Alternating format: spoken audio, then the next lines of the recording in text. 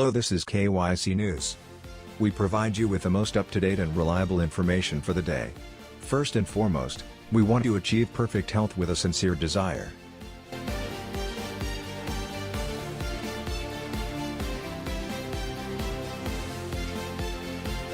Saudi Arabia and Turkey, a new era or a chilly reconciliation?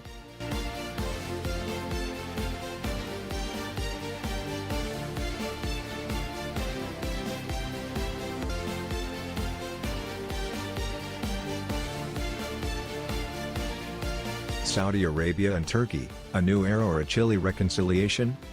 Crown Prince Mohammed bin Salman, MBS, of Saudi Arabia traveled to Egypt and Jordan as part of a regional tour, and he also stopped in Turkey on June 22. It was his first trip since replacing Prince Mohammed bin Nayef as Crown Prince in 2017, when Qatar was subject to an embargo spearheaded by Saudi Arabia. It happens after 5 years of tight relations between Ankara and Riyadh, which were brought on by the 2018 murder of Jamal Khashoggi in the consulate of his own country in Istanbul. Following more than a year of efforts to improve relations between the two nations, Turkish President Recep Tayyip Erdogan visited Saudi Arabia in April for the first time since 2017. While there, he met with Crown Prince MBS and King Salman bin Abdulaziz Al Saud. Erdogan stated that it was a good moment to mend relations between the two fraternal nations because the Turkish president's visit fell during the holy month of Ramadan. Due to concerns over King Salman's health, MBS's reciprocal visit to Turkey was postponed twice in the past 2 months on May 25 and June 3. At the time, the Crown Prince apparently desired to travel to both Greece and Cyprus in addition to Turkey. This could have sent the incorrect message to the Turks given recent provocative actions taken by Greece in the Aegean Sea and Eastern Mediterranean, which Ankara condemned. In the end, the Saudi Crown Prince decided against making stops in Athens and Nicosia and instead chose to make stops in Cairo and Amman. MBS was welcomed by Vice President Fuat Oktay of Turkey and several other officials upon his arrival in Ankara. President Erdogan welcomed MBS at the presidential complex, where he was given an official reception. The two presidents discussed bilateral ties, issues of collaboration, and methods to advance them in many fields in a one-on-one discussion that followed. The Turkish side organized a banquet in honor of the Crown Prince and the accompanying delegation after the official meeting. Additionally, there were two unique actions. A Saudi national anthem that extols the Saudi people, King Salman, and his son was played during the meal. Then, in an unusual move, President Erdogan escorted MBS to the airport to say goodbye.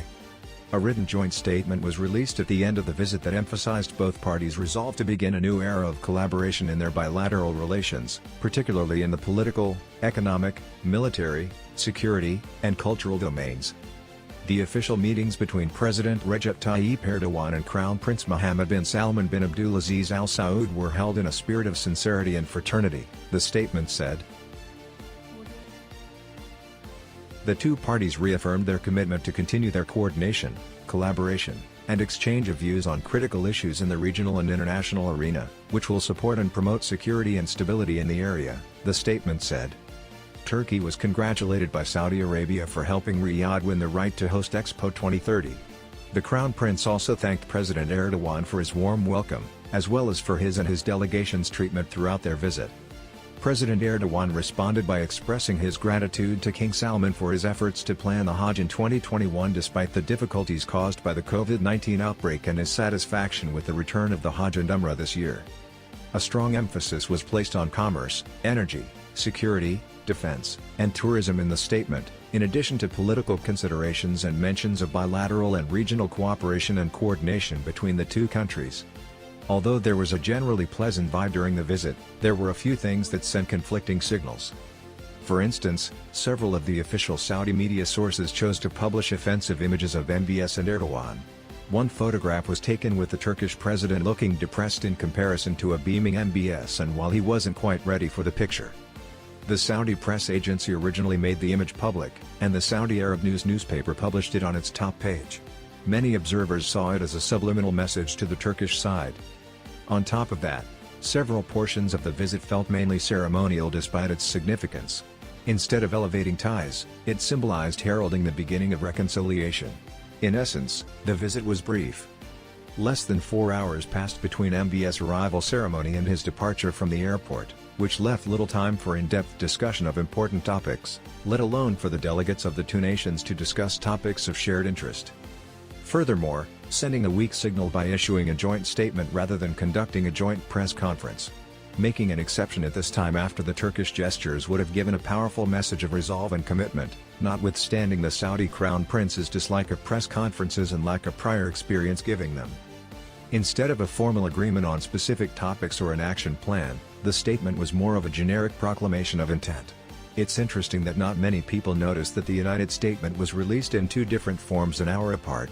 Following a review of the two texts, changes in 4 areas, the economy, climate change, tourism, and foreign regional policy, could be identified. In the revised version, a new paragraph stated that as members of the G20, the parties highlighted the tremendous economic potential of the two countries and the opportunities presented by the 2030 vision of Saudi Arabia in the fields of investment, trade, tourism, development, industry, mining, construction projects, transportation infrastructure, including construction contracting, agriculture, food safety, health, communication information technology, media, and media analytics services. The statement's conclusion included a further paragraph that emphasized the need to find political solutions to all regional crises, work to keep the region free of tensions, and ensure regional security and stability, as well as the fact that the sovereignty of regional countries should not be violated. 3 significant variations between the original statement and its modified version may be recognized, whereas the majority of the other adjustments are unnecessary and primarily wording related. The 5th Ministerial Meeting Joint Statement of the Turkey Gulf Cooperation Council, GCC, dated October 13, 2016, which emphasizes the importance of negotiations for a free trade agreement between Turkey and the GCC, is not included in the statement's updated version. Ankara has been strategically aiming to achieve this goal for years. Second, the modified version of the statement removed a clause that demanded an increase in the number of flights between the two nations, while still highlighting the significance of cooperation in the tourism sector. Thirdly, and most significantly, the modified text of the joint statement did not include the foreign ministers of Saudi Arabia and Turkey's signatures on the final page. The document's conclusion lacks any official seals or signatures. The majority of these changes can be attributed to last-minute plans, but some of them lack tenacity, resoluteness, or assurance. They appear to be cautious, on the other hand. The new version is missing official names and signatures, which could be a tactic used by Saudi Arabia to avoid being formally bound by commitments that might subsequently not suit Riyadh's tastes. The Saudis have a history of breaking their promises when they sign contracts. A clear indication of this is the fact that the joint statement itself called for the reactivation of previously negotiated defense agreements between the two nations. Although the visit signifies the normalization of relations between the two nations, it does not yet constitute a significant push for those relations to advance. The approaching time will reveal whether there is a true will to overcome caution, develop bilateral connections, and move forward by actions rather than statements.